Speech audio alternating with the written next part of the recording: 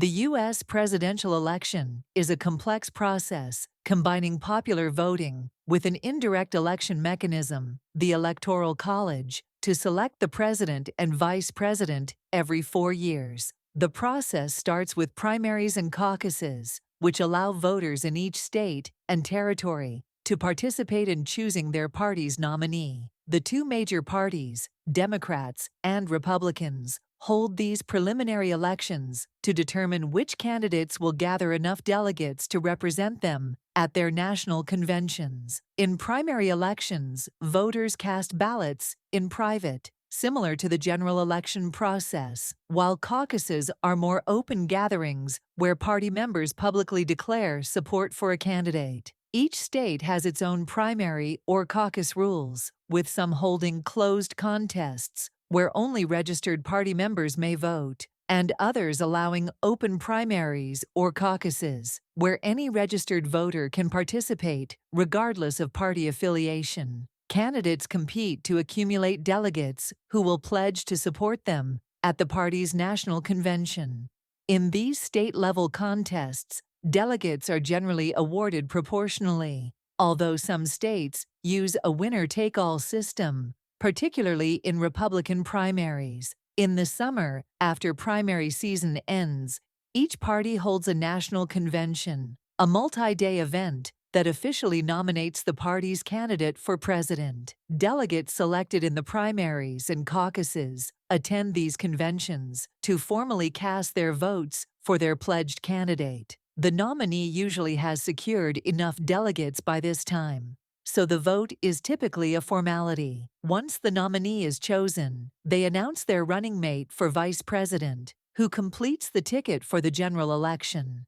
Together, the presidential and vice presidential nominees accept the nomination and prepare to campaign nationwide. The general election campaign period is intense, often including debates, rallies, advertisements, and outreach efforts as candidates work to persuade voters. The general election takes place on the first Tuesday after the first Monday in November. However, in the United States, voters don't directly elect the president. Instead, they vote for electors chosen by their party, who make up the Electoral College. This system was designed as a compromise by the framers of the Constitution, balancing the influence of large and small states and combining elements of both a popular vote and an election by Congress. The Electoral College consists of 538 electors, representing the total number of members in Congress, 435 representatives, and 100 senators, plus 3 electors for Washington, D.C.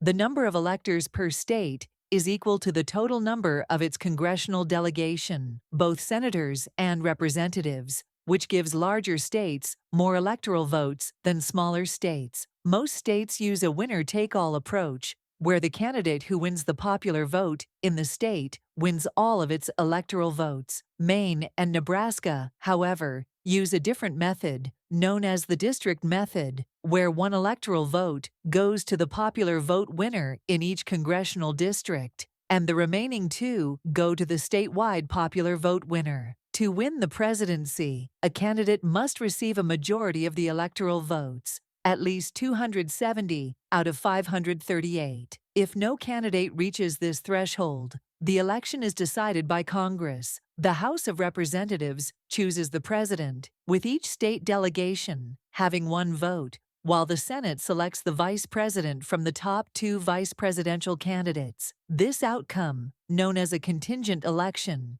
is rare and has only occurred twice in U.S. history. Following the November general election, the winning electors from each state meet in December in their respective state capitals to cast their formal votes for president and vice president. These votes are then sent to Congress for official counting. In early January, a joint session of Congress, presided over by the vice president in their role as president of the Senate, counts and certifies the electoral votes. This process is usually ceremonial, although members of Congress can raise objections if they believe the votes are invalid, though objections rarely affect the final outcome. Once the electoral votes are certified, the candidate with the majority, at least 270, is declared the president-elect. and the Vice President-elect is also confirmed. If an objection does delay certification, Congress will resolve it and complete the count to confirm the outcome. The President-elect and Vice President-elect are inaugurated on January 20th in a ceremony that includes the swearing-in and the presidential oath of office, marking the official start of the new administration's 4-year term. This inauguration is both a symbolic and formal transition of power, with outgoing and incoming leaders coming together to ensure continuity.